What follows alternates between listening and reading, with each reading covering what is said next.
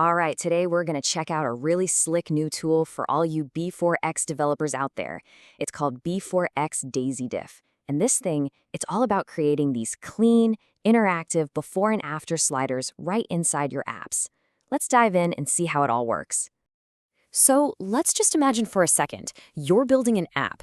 Maybe it's for photo editing, maybe it's a tool to compare code, or maybe you just want to show off a new product feature. You've got your before and you've got your after. The big question is, what's the best way to show that change? How do you make it really pop for your users? Well, here's your answer. With B4XDaisyDiff, you can build these awesome, draggable comparison sliders using just one simple component. The best part? It lets the user physically drag the handle back and forth to see the change for themselves. It's super intuitive, it looks clean, and honestly, it's just incredibly effective. Okay, so what exactly is B4XDaisyDiff? Let's break it down. At its heart, B4XDaisyDiff is a custom view for B4X. Its whole job, its entire reason for being, is to take two items and stick them side by side with that interactive slider right down the middle. It is a specialized tool that's built to do this one thing, and believe me, it does it really, really well. Now, what's so cool about this component is its flexibility. See, it's not a one-trick pony. It actually has two powerful modes you can use, one for images and another one for text. Let's check out the image mode first. First up, we've got the image diff mode. Just take a look at the top example here. This is absolutely perfect for any kind of visual comparison. Think about it, showing a photo before and after an edit, comparing a medical scan, or even showing off different colors of a product. Your user just drags the slider and sees the change in real time. It's fantastic. And you know, the best part is how simple it is to get going. You literally just point the image 1 and image 2 properties to the names of your image files. That's it. The component handles everything else for you. Okay, so the second mode is all about text. Now check out that bottom example. How cool is that? This is a game changer for comparing things like code snippets, document revisions, or really any kind of text. The component lays it all out in these clear, colorful blocks, making it super easy to spot the differences. And just like with the images, setting this up is a total breeze. You just set your text 1 and text 2 properties with whatever strings you need to compare.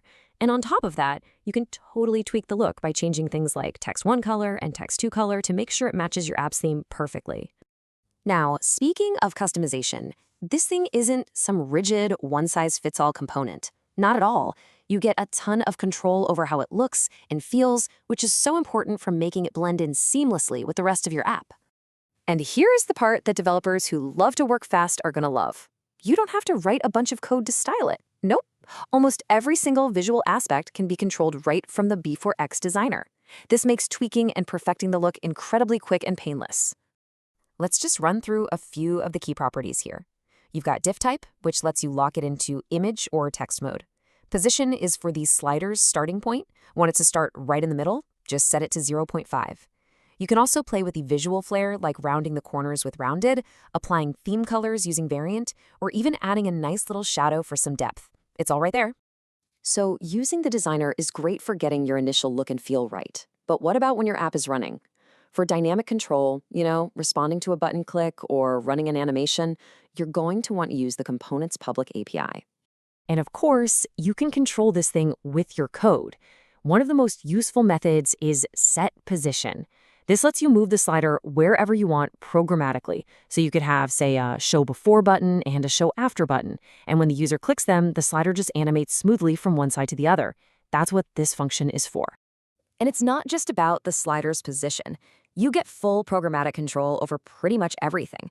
You can change the size, swap out the images or text dynamically, and even toggle its visibility or whether it's enabled or not.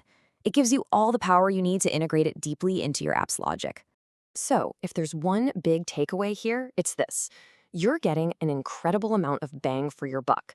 With just a handful of properties you set in the designer, or a few simple lines of code, you are adding a really sophisticated, highly professional UI element to your application. It's high impact for very low effort.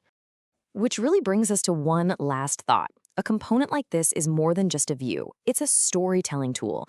It gives you a whole new way to communicate change and comparison to your users. So the real question is, what kind of powerful before and after story are you going to tell in your next app?